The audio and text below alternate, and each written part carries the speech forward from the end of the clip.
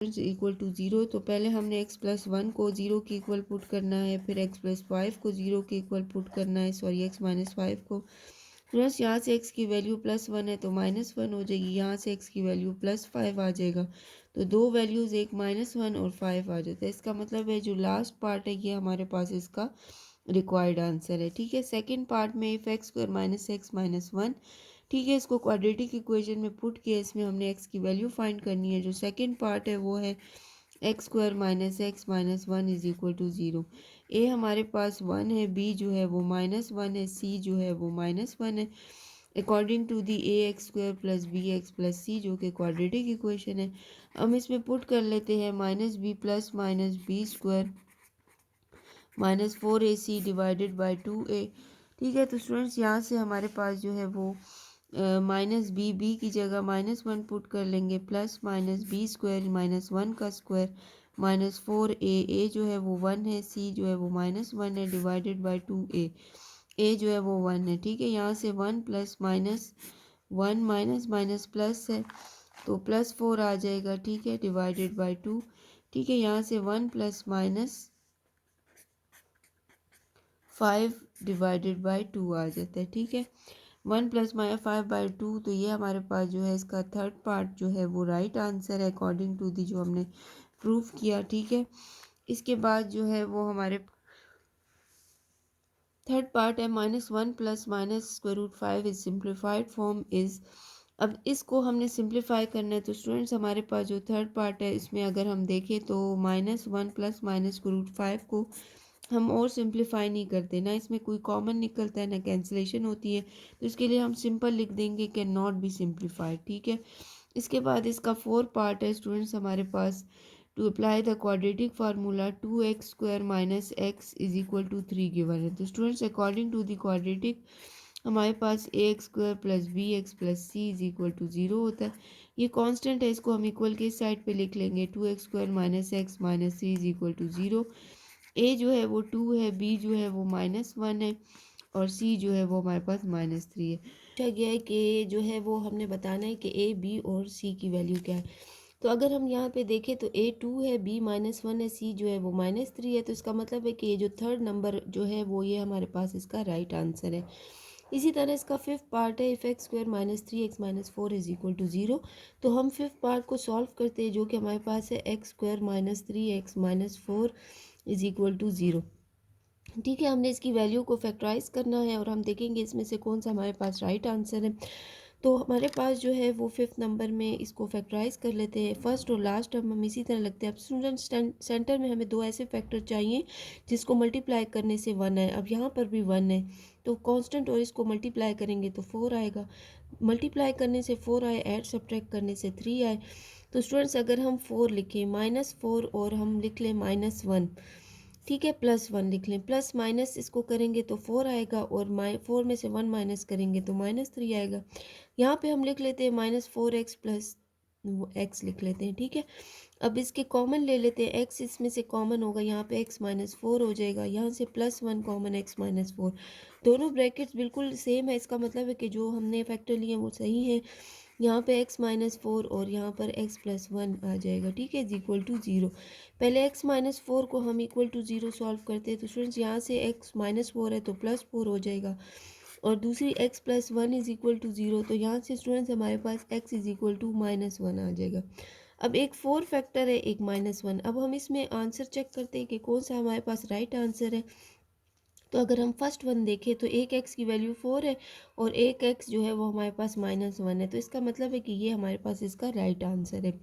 Next 6 part जो है वो हमारे पास क्या है कि if 2x square plus 4x minus 9, ठीक है, ये हमारे पास है इज इक्वल टू 0। अब हमने स्टूडेंट्स अगर हम आंसर्स चेक करें तो ये अकॉर्डिंग टू दी क्वाड्रेटिक फार्मूले से ये सॉल्व हुए हुए हैं। ठीक है, तो फैक्टराइज नहीं करेंगे बल्कि इसको हम क्वाड्रेटिक इक्वेशन से सॉल्व करते हैं। ठीक है, तो यहाँ पर हम लिख लेते हैं, यहाँ पर हमारे पास -b plus -b square -4ac divided by 2a से कर लेते हैं। ठीक है स्टूडेंट्स, यहाँ पर हमारे पास जो है -b है, तो a हमारे पास सबसे पहले a की वैल्यू लिख लेंगे 2 है, b जो है वो हमारे पास 4 है और c जो है वो हमारे पास -9 है। स्टूडेंट यहाँ पर हम -b की जगह -4 लिख लेते हैं, प्लस माइनस बी स्क्वायर यानी 4 का स्क्वायर माइनस 4 ए 2 है, सी जो है वो -9 है डिवाइडेड बाई 2 ए जो है वो हमारे पास 2 हो जाएगा। ठीक है, यहाँ से -4 प्लस माइनस आ जाएगा, 4 का स्क्वायर स्टूडेंट 16 हो जाएगा, माइनस माइनस प्लस 4 2 ज़ार 8 और 8 को हम 9 से मल्टीप्लाई करेंगे तो ये हमारे पास आ जाता है 72 आ जाएगा डिवाइडेड बाय 4 आ जाएगा। ठीक है, इसी तरह -4 प्लस माइनस, अब 16 में हम 72 को प्लस कर देंगे तो ये हमारे पास 88 आ जाता है। ठीक है, 88/4 आ जाता है। स्टूडेंट्स अगर हम 88 का फैक्टर लें तो हम लिख सकते हैं कि हम 11 को अगर 8 से मल्टीप्लाई करें, ठीक है, तो 11 8 ज़ार 88 आता है, और अगर हम 22 को 4 से मल्टीप्लाई करें तो तब भी हमारे पास 88 आता है। तो हम 4 को 22 से मल्टीप्लाई कर लेंगे, ठीक है, डिवाइडेड बाय 4। स्टूडेंट्स यहाँ पे 4 जो है उसको हम कॉमन ले लेते हैं। 4 का जो स्क्वायर रूट है हमारे पास, ठीक है, वो हमारे पास 2 हो जाता है। ठीक है, यहाँ पर हम साइड पे कर लेते हैं इसका रफ वर्क। -4 प्लस माइनस है तो स्टूडेंट्स यहाँ से हमारे पास -4 प्लस माइनस 88 को 4 इंटू 22 डिवाइड बाई 4 करेंगे। ठीक है, 4 का स्क्वायर रूट हमारे पास 2 आ जाएगा, 2 हम बाहर रख लेते हैं। ठीक है, और यहाँ से हमारे पास 22 आ जाएगा। तो स्टूडेंट्स 22 के लिए हम क्या करेंगे कि इसका हम इसी तरह स्क्वायर रूट में लिखेंगे, 2 कॉमन, तो 2 2 ज़ा 4 से कैंसिल, तो 2 -2 प्लस माइनस 22/2 आ जाएगा। ठीक है, तो हम इसमें चेक कर लेते हैं कि हमारे पास इसका राइट आंसर क्या आता है। तो अगर हम देखें तो सेकंड नंबर जो है वो हमारे पास इसका जो है वो राइट आंसर आ जाता है। ठीक है, अब नेक्स्ट हमारे पास है x² - 4 = 0। ठीक है, ये 8 नंबर पार्ट है तो हम इसको सॉल्व करते हैं। स्टूडेंट्स 7 नंबर पार्ट जो है वो हमारे पास है x² - 1/4 = 0 है, तो x² = 1/4 आ जाएगा। ठीक है, हमें x की वैल्यू चाहिए, तो स्टूडेंट्स इसके लिए हम क्या करेंगे, ये क्वेश्चन है।